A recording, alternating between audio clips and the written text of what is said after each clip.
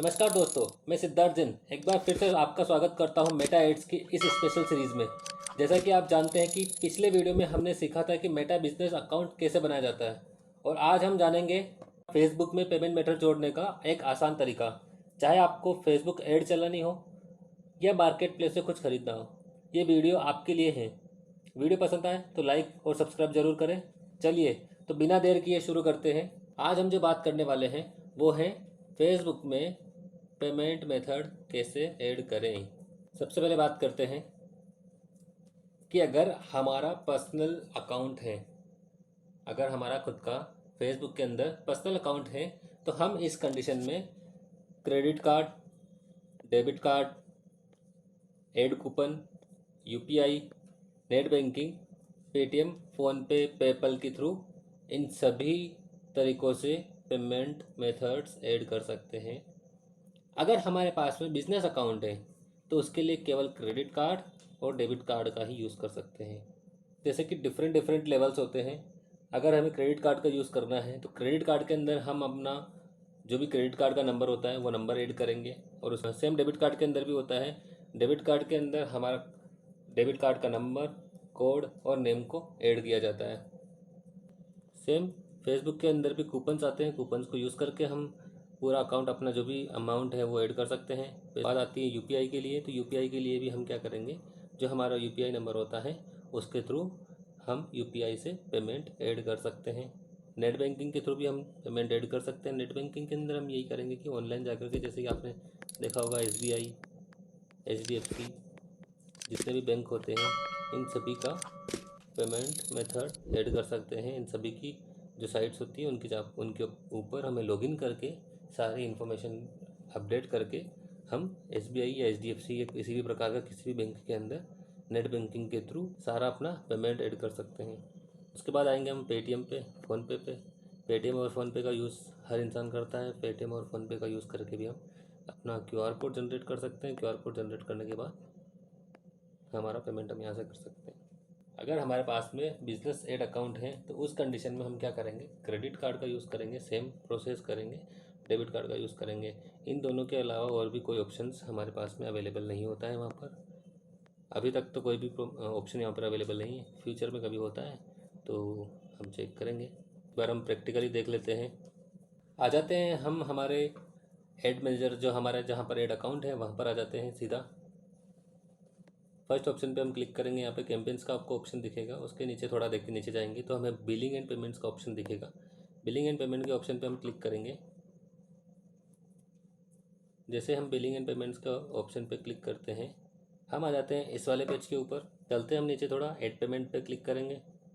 Add payment के बाद में हम पहले डेबिट कार्ड का देख लेते हैं। डेबिट कार्ड से हम नेक्स्ट करेंगे।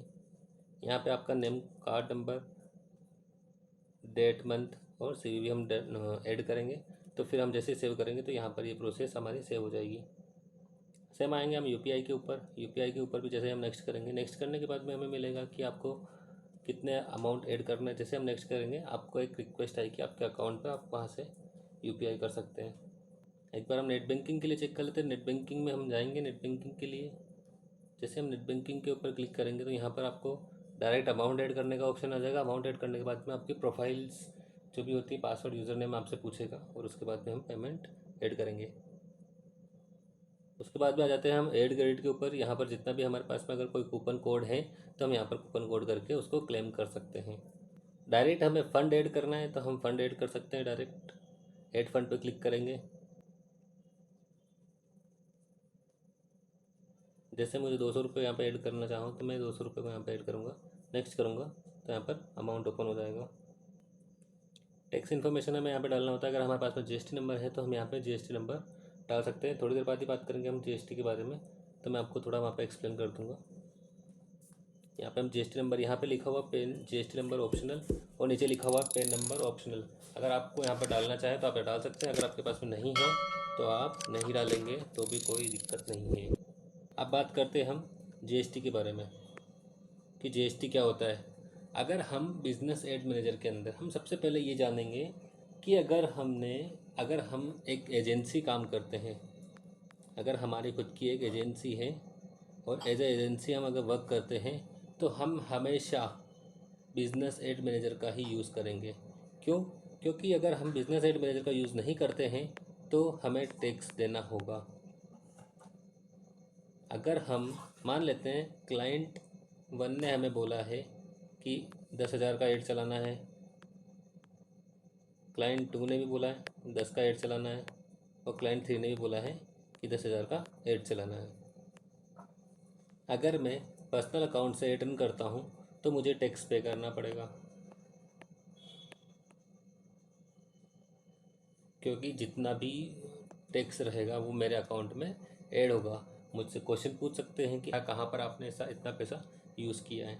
तो बेटर यही रहेगा कि हम किसी भी क्लाइंट का अगर हम ऐड रन कर रहे हैं तो उस कंडीशन में हम बिज़नेस एड मैनेजर का यूज़ करेंगे। जब भी हम किसी भी क्लाइंट का ऐड रन करते हैं तो बिज़नेस एड मैनेजर का यूज़ करेंगे। समझ लेते हैं कि क्लाइंट 1 इसने बोला है कि हमें ऐड चलाना है, क्लाइंट 2 ने भी बोला है कि मुझे ऐड चलाना है, और क्लाइंट 3 ने बोला है कि मुझे ऐड चलाना है। अगर हमारे पास में 3 क्लाइंट हैं, तीनों क्लाइंट का बिज़नेस अकाउंट बनाएंगे और उसके बाद में उस बिज़नेस अकाउंट को हमारे बिज़नेस अकाउंट से हम कनेक्ट करेंगे।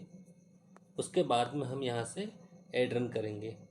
जब ऐड क्लाइंट का चलाना है तो पैसा भी क्लाइंट ही देगा, और जब पैसा क्लाइंट देगा तो कार्ड भी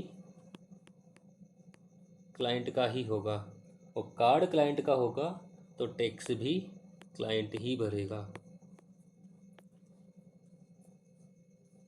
आई होप आज की क्लास में आपको समझ में आया होगा कि हमें पेमेंट मेथड्स कैसे ऐड करना चाहिए, और जीएसटी क्या ऐड करना चाहिए, जीएसटी क्यों करना चाहिए, और हमें बिज़नेस एड मैनेजर का यूज़ क्यों करना चाहिए। तो आज के लिए इतना ही दोस्तों। हमारे बारे में कुछ जानना चाहते हैं तो इस वेबसाइट के ऊपर विज़िट कर सकते हैं, और कुछ इन्फॉर्मेशन के लिए आप हमें कांटेक्ट करना चाहें तो ये हमारा नंबर है, आप इस पर कांटेक्ट कर सकते हैं। डिजिटल मार्केटिंग सीखना चाहते हैं, डिजिटल मार्केटिंग सीखने के लिए अगर आप ऑफलाइन तरीके से डिजिटल मार्केटिंग सीखना चाहते हैं तो हमारे 5 ब्रांचेस इंदौर के अंदर अवेलेबल हैं। आप इस नंबर पर कॉन्टेक्ट करके सारी डिटेल्स ले सकते हैं। Okay, bye bye.